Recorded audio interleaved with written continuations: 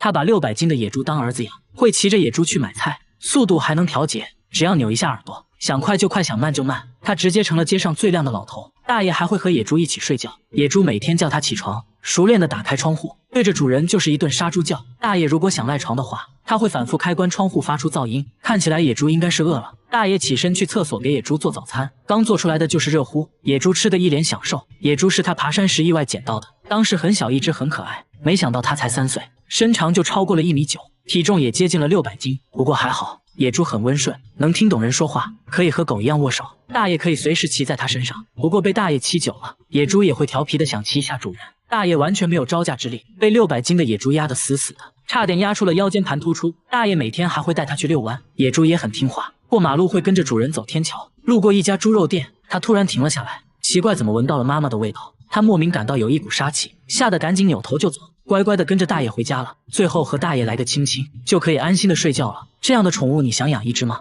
这是一种用脚丫子踩出来的酒，好不好喝全凭脚法。这个印度家庭作坊仍然使用古法酿酒工艺，生产过程还需要蚂蚁的帮助。这种酒就是腰果酒，每到腰果成熟的季节，他们每天都会去捡掉落的腰果，收集完成后需要一个个的取出种子。这种生腰果可以卖给工厂进行烘烤加工，就成了我们平常吃到的干果，剩下的果肉就用来制作腰果酒。第一步榨汁，这是个体力活，需要家庭中的男性完成。大叔穿上裹满泥浆的靴子，站在里面就是一顿猛踩，看似杂乱无章，其实是他的独特脚法。他的脚步又快又密，保证每一颗腰果都能充分享受到足底按摩。雨靴上的泥巴很快就被果汁洗得干干净净。就这样一搅一搅，果汁混合着泥水以及汗水流进容器里。为了尽可能的榨干果汁，他们还会把果肉堆积在一起，用绳子绑起来，在上面压几块石头，就这样静置一夜，挤出最后一滴。收集到的果汁要用纱布过滤一遍，去掉大块的果肉杂质，然后将果汁静置发酵2-3天，直到发黄冒泡。接着就到了最重要的一步，蒸馏。把发酵好的果汁倒入锅中，上面再套一个桶，随后用泥巴封口。这并不是普通的泥巴，而是来自附近的蚂蚁窝，这些泥土粘度大，有很好的密封性。接下来就是加热蒸馏，这一罐要持续加热8个小时，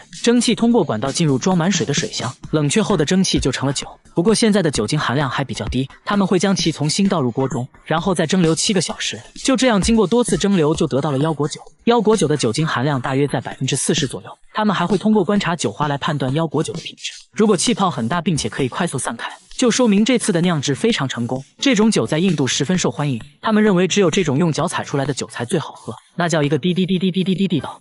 这里的女人体重不到200斤，根本嫁不出去，瘦子在这里会被嘲笑。村里男人的梦想就是能娶上一个200斤的老婆。采访过程中，男人们还说出了一个流传1000年的奇怪习俗，更让节目组傻眼。这4位就是当地女神，一个比一个胖，追求者也一个比一个多。他们是准备竞选村花的，竞选标准是要超过200斤。他们吃完饭就要称体重，第1位体重210斤，刚刚及格；第2位体重268斤，还不错；第3位体重284斤，很有竞争力。然而现在的村花表示不服，小心翼翼站上体重计，生怕踩坏。果然，体重计在显示428斤后直接黑屏。不过呢，他现在的地位还是很稳固的。出于好奇，节目组采访了村里男人，结果大家都说自己就喜欢胖的，越胖越爱，无法自拔，还说这种习俗已经传承了1000年，胖老婆能彰显自己的成功，可以到处炫耀。他们这里信奉一句话，老婆要娶胖胖的，生活才会旺旺的。接着大家来到村里有名的模范夫妻家里，一进门就看到女人在睡觉，丈夫小心翼翼地把妻子叫醒，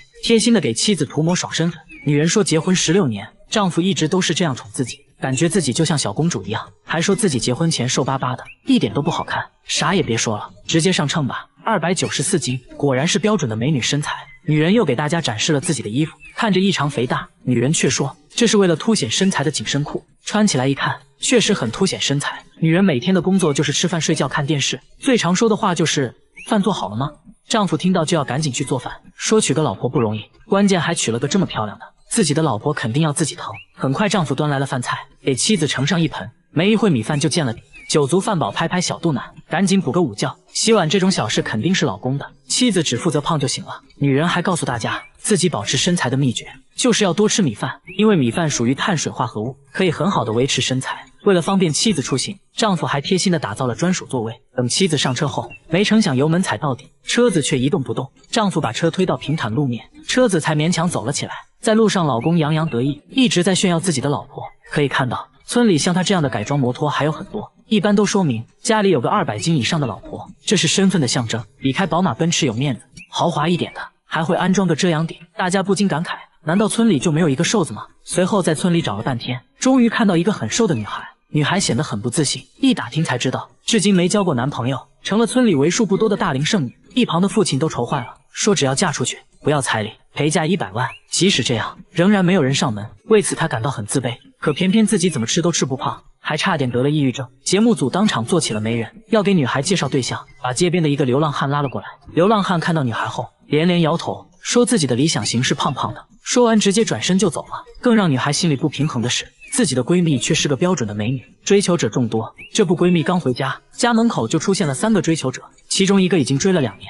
他们在门口蹲守半天，只为看闺蜜一眼，一直待到深夜才离开，还说明天再来。看得出来，闺蜜也很享受这种众星捧月的感觉。所以美的标准从来都不是唯一的，萝卜青菜各有所爱，自己喜欢最重要。印度的卫生巾竟然是用香蕉树做的，据说防侧漏的效果非常好，一棵香蕉树就可以生产3000个卫生巾。看完只能说，不愧为印度。香蕉树其实并不是树，属于一年生草本植物，每次采摘完就会把香蕉树砍掉，以促进新芽的生长，这样到了来年香蕉树又可以重新结果。但砍掉的香蕉树被随意丢弃在路边，造成了严重的环境问题。印度这家公司就想着如何变废为宝，经过不懈的研究，还真研究出来了，不仅可以把香蕉树做成卫生巾，还可以做成各种布料，甚至是糖果。下面来看看他们是如何把香蕉树变成卫生巾的。第一步，把树干切成2半，接着工人把树干一层层剥开，随后送入机器进行压榨，这样就留下了树干纤维。清洗干净后挂起来晾干，等纤维干透，继续把纤维送进切割机，将它们切成更短的纤维。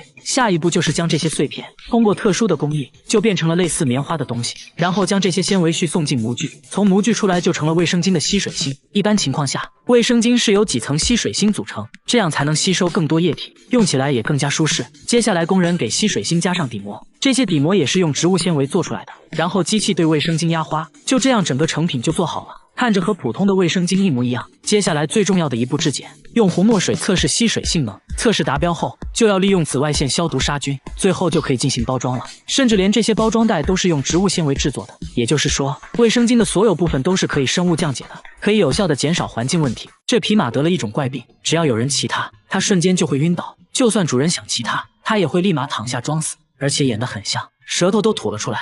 入戏太深的时候还会翻白眼。主人假装走开，他先是不时环顾四周偷看几眼，确定主人走远后，瞬间满血复活。主人见状直接冲了过来，他立马又躺下了。如果坚持要骑他的话，他还会撒娇打滚4脚朝天，那眼神就好像在说，骑我是不可能骑我的，这辈子都不可能。旁边的马都看呆了，兄弟你在哪学的表演啊？能不能教教我呀？他的日常就是各种装死，无论谁想骑他，只要靠近就倒下，甚至只要一抓缰绳他就倒。他装死前还会仔细看一下周围状况，如果地上有石头的话，他还会后退几步再倒下。主人拿来他最爱吃的胡萝卜，想测试他到底能装到什么程度，把胡萝卜塞到嘴里，但他知道这时候必须要忍住，演戏就要演全套，即使口水流了一地也不能咬一口。主人被他的演技折服走开了，实在忍不住了，这也太好吃了吧。话说这演技不去演戏可惜了，没想到啊，凭借装死的绝技还真去演戏了，演了一只被箭射中的马，这完全就是本色演出，表情自然，演得非常有层次，可以说天生就是做演员的料。聋哑外卖小哥送餐仅仅超时了1分钟，就被富家女痛骂，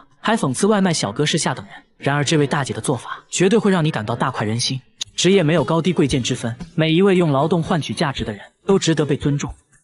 你这颗牙已经烂透了，为了能啃骨头，你准备花2万在嘴里种一颗，整个种牙过程需要持续半年左右，但最后的成品绝对会让你惊艳。首先要把坏牙拔掉，直接上钳子，很轻松就拔了下来。现在需要等待2到6个月，让牙槽骨恢复生长，填满空隙。6个月后开始进行种牙。第一步进行断层扫描分析，对口腔进行全面检查以及确定种植方案，接着进行麻醉和消毒。等麻药起效后，医生一刀就划开了牙龈，掀开牙龈，牙槽骨就露了出来。这些大大小小的钻头都是用来在牙槽骨钻孔的。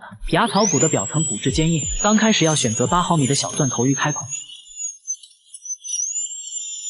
现在要逐渐换成更粗的钻头扩大孔洞。用粗钻头时转速一定要慢，否则会导致摩擦生热，烧毁骨细胞。过程中钻头还会抑制喷出生理盐水，就是为了降温。现在使用螺丝纹钻头，将孔的上端继续拓宽，这是为了让孔洞和种植体完全契合。孔打好后，医生取来像螺丝一样的种植体，开始种植的时候要尽量调低转速，慢慢推进去，才不会使接触面骨细胞损坏。接着还需要使用扭矩扳手，将种植体拧到规定扭矩。现在要将愈合基台连接到种植体上，等缝合好牙龈，大概就是这个样子。这时牙槽骨中的种植体会和周围的骨细胞慢慢融合，这个过程叫做骨结合。现在只需要等待2到6个月，几个月后，牙槽骨和种植体已经充分结合。现在要把临时愈合基台取下，安装永久愈合基台。现在需要安装人工牙冠，人工牙冠中间的洞是为了以后修理种植牙的时候方便拧开里面的螺丝，但现在要用树脂填充，接着用光固化灯照射固化。到这里你的牙就种好了，看起来和真牙一模一样。现在就可以去啃骨头了，一定要记得好好刷牙。你因为牙疼的睡不着，来医院一看，牙齿内部已经被掏空，看起来已经坏到了牙神经，直到钻开牙根管才知道有多可怕。首先麻药是少不了的，等麻药起效后，医生开始用钻头去除腐质。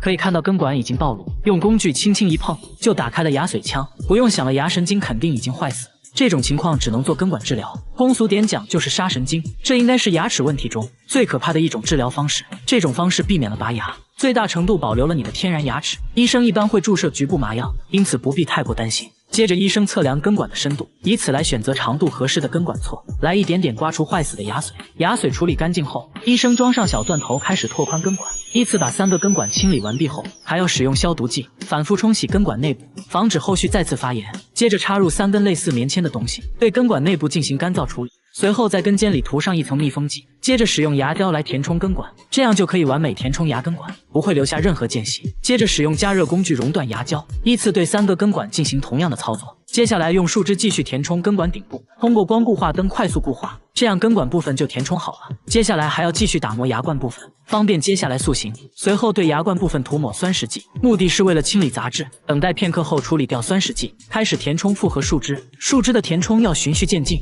每填充一点就要确定固化后再继续填充。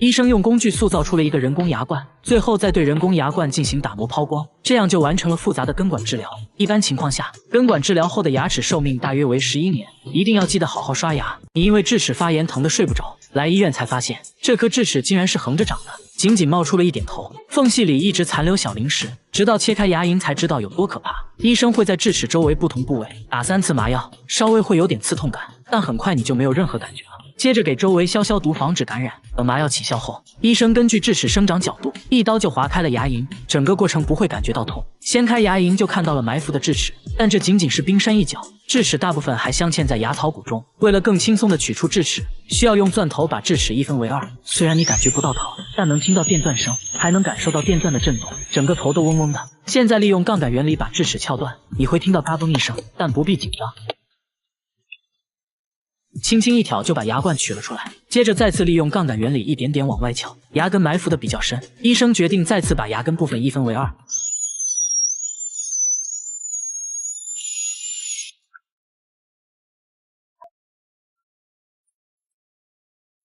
现在就比较好弄了，轻轻一扣牙根就取了下来。拔智齿留下的洞会被血液填满，半小时之内会形成血凝块，经过24小时，血凝块就会变得坚固结实。所以拔牙后24小时内不要刷牙漱口，否则有可能使血块脱落，导致干槽症，那将痛不欲生。接着医生开始缝合伤口，就这样打个漂亮的结，剪掉多余线头就结束了战斗。有些情况不用缝合，需要咬住纱布来帮助止血，一般需要咬半小时左右。拔牙2小时后可以吃一些流质类的食物，不可以喝热水或者过硬的食物，避免剧烈运动，多休息。几天过后又是一条好汉。你的2颗门牙中间出现了蛀牙，一张嘴就像有东西卡在牙缝里。医生看了一眼，二话没说，连麻药都没打，直接上钻头去除腐质。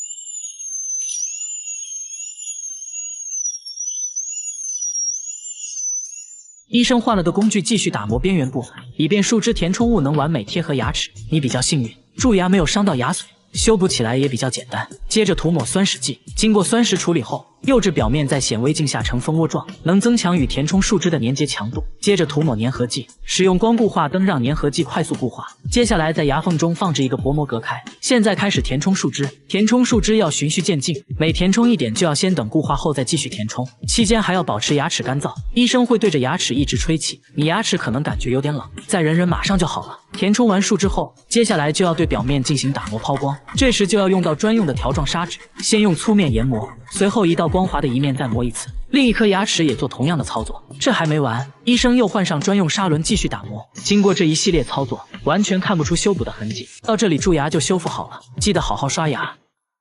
你知道牙套是怎么装上去的吗？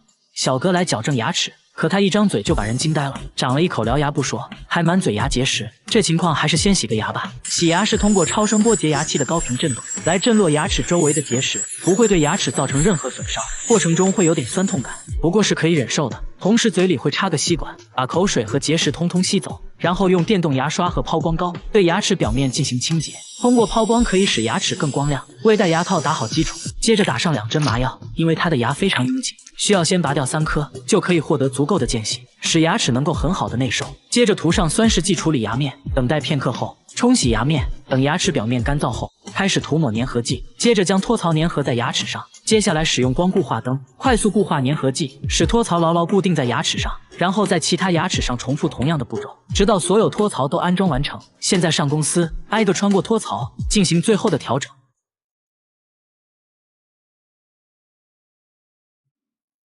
就这样一副完美的牙套就大功告成了。随着时间的推移，原本参差不齐的牙齿就慢慢矫正好了。记得好好刷牙。今天是个大工程，你这颗牙坏得非常严重，内部还不停地冒血，直到钻开牙根管，才发现情况远比想象的严重。操作前麻药是少不了的，等麻药起效后，医生开始用钻头去除腐质。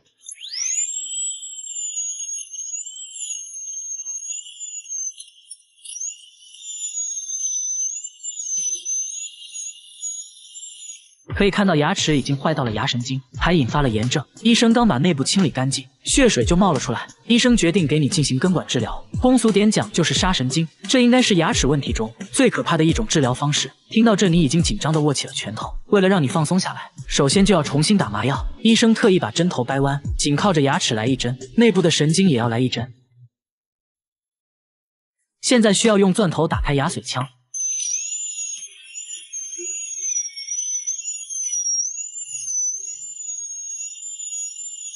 吹干后可以看到根管已经完全暴露，接着医生测量根管的深度，以此来选择长度合适的根管锉，来一点点刮除坏死的牙髓。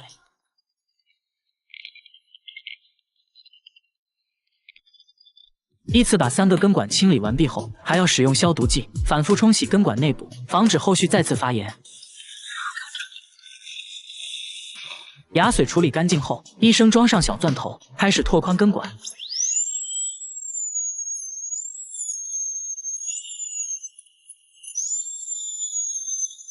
经过几个不同钻头的轮番操作，根管已经扩大了很多。接着插入3根类似棉签的东西，对根管内部进行干燥处理。接着要使用牙胶尖来填充，牙胶尖要先裹上一层密封剂，这样就可以完美填充牙根管，不会留下任何间隙。接着使用加热工具熔断牙胶尖，依次对3个根管进行同样的操作。接下来还要使用融化的牙胶继续填充根管顶部。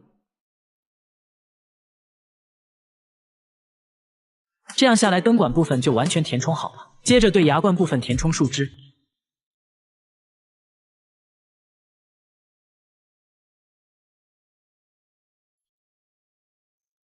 最后再安装上人工牙冠，这样就完成了复杂的根管治疗。这下你又可以想吃什么吃什么了。你不小心磕掉了半颗门牙，说话一直漏风，天天被人嘲笑。你决定去做个修复，医生也没有让你失望，最后的修复效果足以让他们闭上臭嘴。不幸中的万幸，磕掉的部位并没有伤到牙根，如果非常严重的话，那就需要先做根管治疗。但像你这种情况，直接进行光固化树脂补牙即可。先在表面涂一层酸蚀剂，让表面变得更加粗糙一些，冲洗吹干后，涂上粘合剂，进行光照固化。接着医生取来石膏模型，制作诊断蜡型，然后系统的补牙操作就开始了。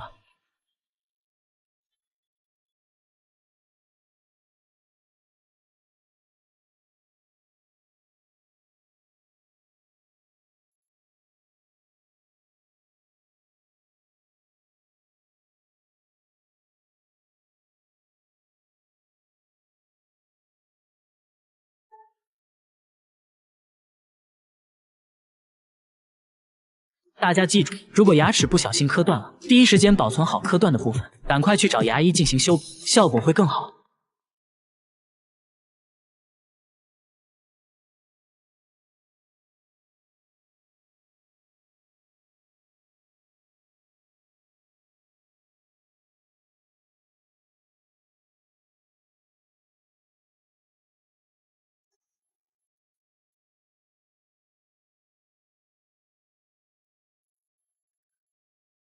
补完之后呢，医生会用车针进行表面的打磨处理，最后再对牙齿进行抛光，牙齿表面就会变得更加光滑，看上去形态也比较美观。最后取出排龈线，就大功告成了。不过以后不能啃太硬的东西，稍有不注意就有可能导致脱落。你因为不好好刷牙，年纪轻轻就坏掉一颗，为了能啃骨头，即将要花2万块钱在嘴里种一颗。整个种牙过程需要持续半年左右。现在让我们来看看你的种牙血泪史。这个就是你的牙槽骨，这些大大小小的钻头都是用来在牙槽骨打孔的。刚开始钻孔要选择8毫米的小钻头，为了穿透坚硬的牙槽骨，医生调高了钻头速度，一切准备就绪，钻孔就开始了。现在要逐渐换成更粗的钻头，扩大孔洞。用粗钻头转速一定要慢，否则会导致摩擦生热，烧毁骨细胞。过程中钻头还会一直喷出生理盐水，就是为了降温。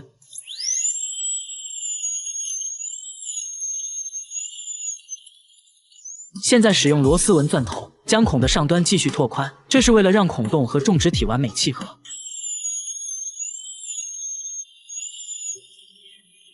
随后，医生取来像螺丝一样的种植体，开始种植的时候要尽量调低转速，慢慢推进去，才不会使接触面骨细胞损坏。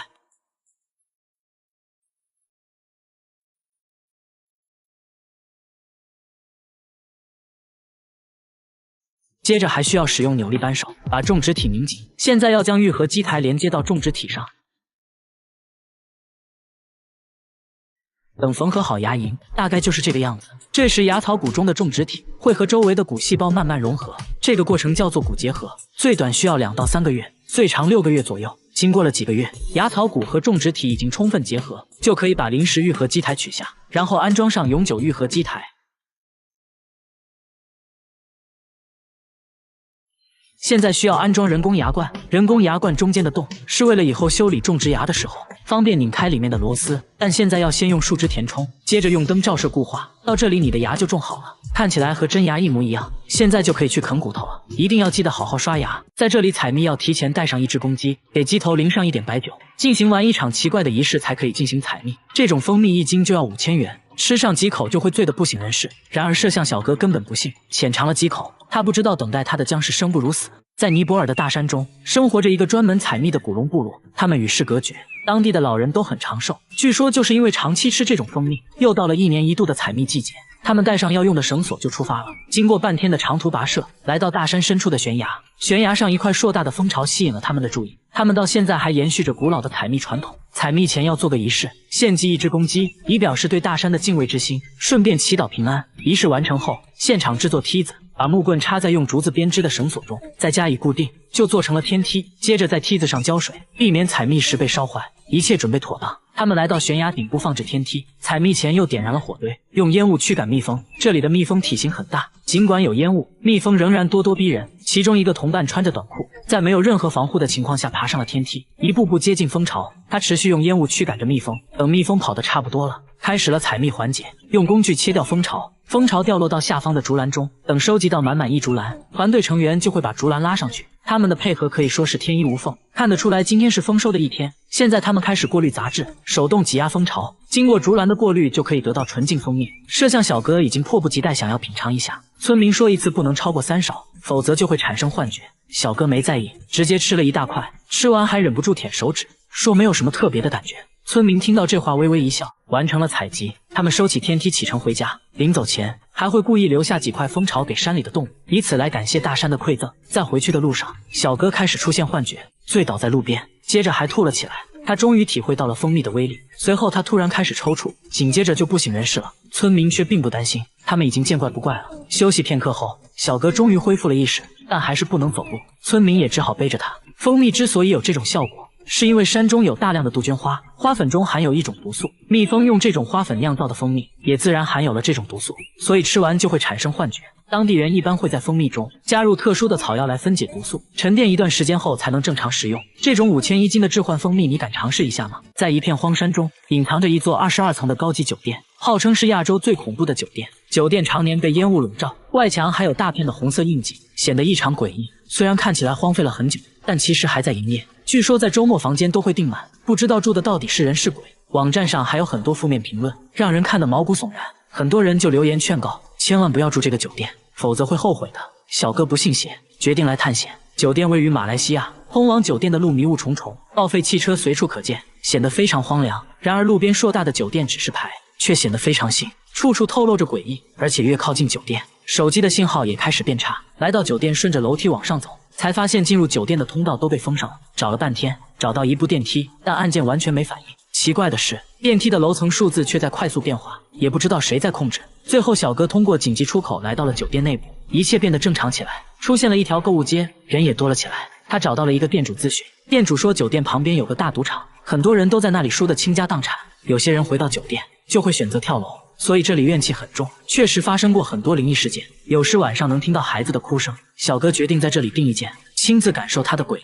回房间的路上，看到一个长期上锁的房间，门上还贴着一个奇怪的符咒。酒店人员说，这间房子被诅咒过，发生过很多超自然现象，没事尽量离它远一点。来到自己的房间，他还煞有其事地敲了3下门。进入房间发现装修比想象中的要好很多，但怪异的是，床头竟然装了个镜子。虽然在22楼，阳台却并没有封死，向外看去一片雾蒙蒙的，外墙上一片片的红色印记，看着好像是血迹。酒店人员告诉他，红色印记虽然看着恐怖，但并不是血迹，只是因为潮湿生了红色苔藓而已。来到晚上，酒店零星亮起了灯，气温开始骤降，睡到半夜他直接被冻醒了。也许是因为风太大，阳台上的门被吹得一直叫，就像有人在房间吹口哨，不断吸引他去阳台。小哥说不知为何站在阳台上，总有种想往下跳的冲动。为了保命，小哥没敢再睡觉。如果给你1万块，你敢在这里睡一晚吗？他每天吃饭要先倒上3碗汽水，温度还必须是常温的，这就是他每天的主食。这一点点米饭只是配菜而已，一勺汽水就这一口米饭，吃得津津有味。吃完饭接着又炫了一瓶1.5升的汽水，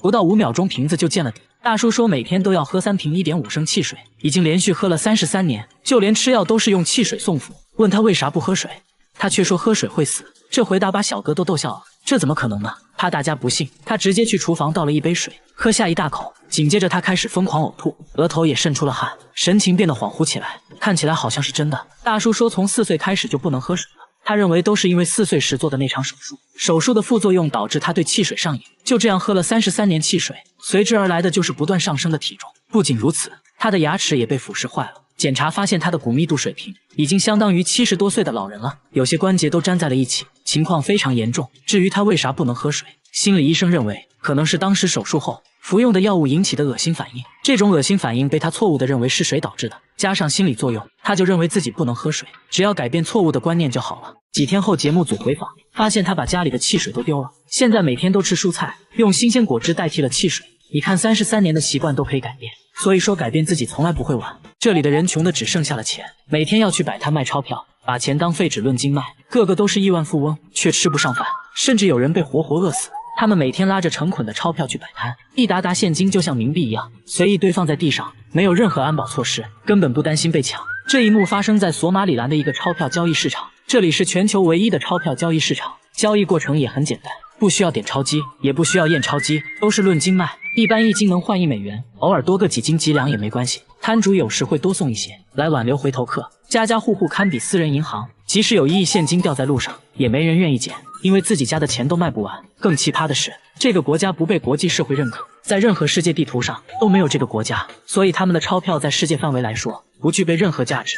他们使用的货币叫索马里兰先令，于1994年由国家银行发行。由于官方随意印刷货币，导致严重的通货膨胀，货币连年贬值，出现钱不再值钱的局面，买颗白菜可能都要花个上百万，所以他们更愿意把当地货币兑换成美元，于是就有了卖钱这一奇葩景象。这里人口非常稀少，就业率很低，当地经济主要以畜牧业为主。由于气候炎热少雨，经常出现干旱的现象，导致饲养的牲畜大量死亡，周围环境一片萧条，即使在首都也没有任何繁华的景象。反而显得脏乱差，大部分地方破败不堪，很少能见到水泥路面。索马里兰的人穷得只剩下钱，却仍旧吃不上饭，令人唏嘘不已。